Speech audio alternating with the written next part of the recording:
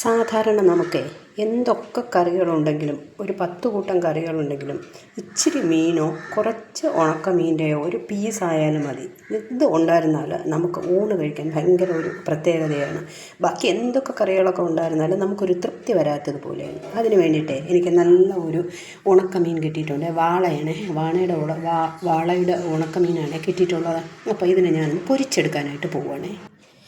ഉണക്കമീനെല്ലാം കഴുകി നീറ്റാക്കി വെച്ചതിന് ശേഷം ഞാൻ 2 ചെറിയ സവാളയും ഒരു 3-4 പച്ചമുളകും കൂടെ ഞാൻ അരിഞ്ഞിട്ടുണ്ട്. ഇനി ഇതിനെ ഞാനൊന്ന് ആദ്യം പച്ചമുളകും സവാളയും കൂടെ ഒന്ന് ചെറുതായിട്ട് ജസ്റ്റ് ഒന്ന് വെളിച്ചെണ്ണ ഒഴിച്ച് ഒന്ന് വഴറ്റിയെടുക്കട്ടെ. അതിന് വേണ്ടിയിട്ട് ഞാനൊരു ഇരുമ്പ് ചീനിച്ചട്ടി അടുപ്പി വെച്ചു. എണ്ണ കുറച്ച് ഒഴിച്ചിട്ടുണ്ട്. എന്നിട്ട് ആ പച്ചമുളക് ഞാൻ ആദ്യം ഒന്ന് ഇടുവാണേ. ഇതൊന്ന് ജസ്റ്റ് ഒന്ന് അല്പം ഒന്ന് വാടട്ടെ. എന്നിട്ട് അതൊന്ന് ചെറുതായിട്ടൊന്ന് വാടി അരിഞ്ഞ് വെച്ചിരുന്ന സവാളയും കൂടെ ഞാനൊന്ന് ഇടണം. ഒരല്പം ഉപ്പും കൂടെ ഇട്ടിട്ട് ഈ സവാള ഒന്ന് വഴന്ന് വരുന്നത് വരെ നമുക്കൊന്ന് വെയിറ്റ് ചെയ്യാം. ഓക്കെ, സവാള ഏകദേശം ഒന്ന് വഴണ്ട് വന്നിട്ടുണ്ട്. നല്ല വഴണ്ടില്ല, ചെറുതായിട്ടൊന്ന് വഴണ്ട് വന്നിട്ടുണ്ട്. അപ്പോൾ നമ്മൾ വൃത്തിയാക്കി വെച്ചിരുന്ന ഈ ഉണക്കമീനും കൂടെ അതിലോട്ടൊന്ന് ഇടുവാണ്. ഇനി ഒരുപാട് ഇളക്കണ്ട, കാരണം ഇത് പൊടിഞ്ഞു പോകും.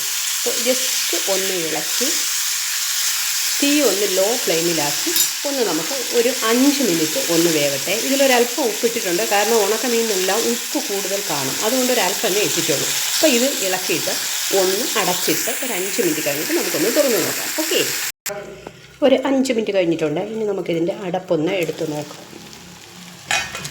നോക്കിക്കേ, ഉണക്കമീനൊക്കെ നല്ല വെന്ത് എണ്ണയിലിങ്ങനെ കുളിച്ച് കിടപ്പുണ്ട്.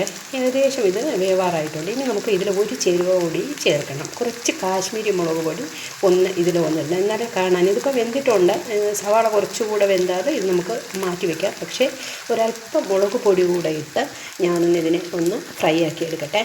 ഇതാ കണ്ടോ, ഒരു അല്പം മുളക് പൊടി കൂടെ ഇട്ടിട്ട് ഒന്ന് പതുക്കെ ഒന്ന് നമുക്കൊന്ന് ജസ്റ്റ് ഒന്ന് ഇളക്കി ഈ മുളക് പൊടി എല്ലാത്തിലും ഒന്ന് യോജിപ്പിച്ചെടുക്കാം. ഓക്കെ, മുളക് പൊടിയൊക്കെ എടുത്ത് നല്ല സവാളയിലും ഈ ഉണക്കമീനിലെല്ലാം നല്ല മുളക് പൊടിയെല്ലാം പുരണ്ട് നല്ല ഫ്രൈ ആയി ഏകദേശം വരുന്നുണ്ട്. നല്ല മണം കേട്ടോ, സത്യം പറഞ്ഞാൽ ഈ മണം കേട്ട് തന്നെ നമുക്ക് വേണമെങ്കിൽ ചോറ് കഴിക്കാം. നല്ല അടിപൊളി മണം, നല്ല മണം വരുന്നുണ്ട് കേട്ടോ.